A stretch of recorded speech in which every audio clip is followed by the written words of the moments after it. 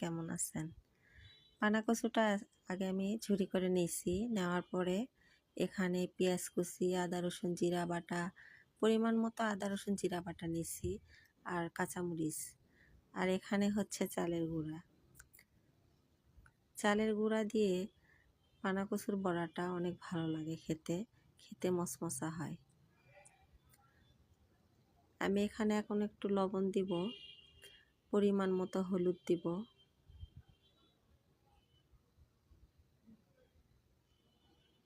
আর পেঁয়াজ কুচি, আদা রসুন জিরা বাটা, কাঁচামরিচটা দিয়ে দিব।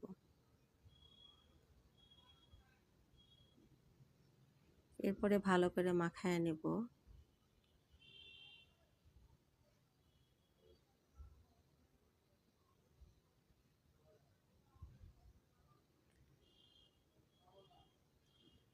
এটা একটু বেশি মাখতে হয়, না মাখলে এটা বড়াটা খেতে ভালো লাগে না।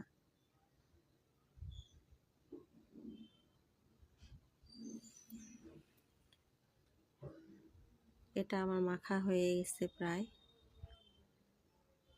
এর সঙ্গে এখন অ্যাড করব চালের গুঁড়া। চালের গুঁড়াটা দিয়ে আমি আবার ভালোভাবে মাখাবো।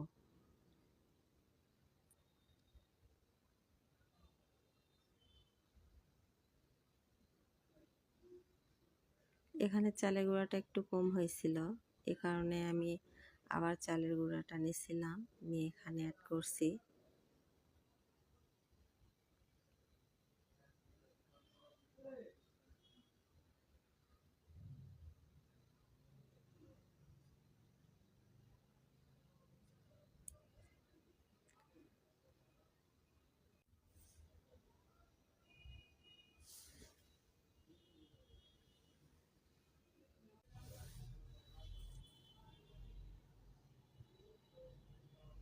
এটা আমার মাখানো হয়ে গেছে। এরপর আমি রেখে দিয়েছিলাম 10 মিনিটের মতো। এবার আমি কড়াইতে তেল দিচ্ছি, তেলটা গরম করে নিয়ে বড়াগুলো একটা একটা করে করে এখানে এভাবে ভাজায় নিচ্ছি আর কি।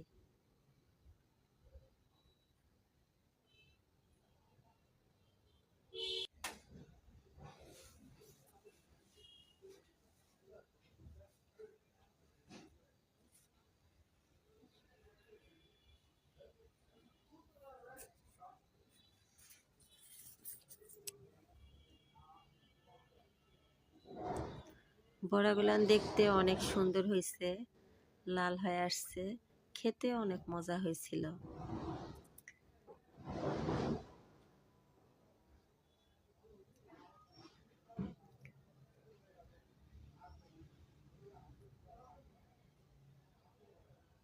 বড়াগুলো আমি উঠায় নিচ্ছি।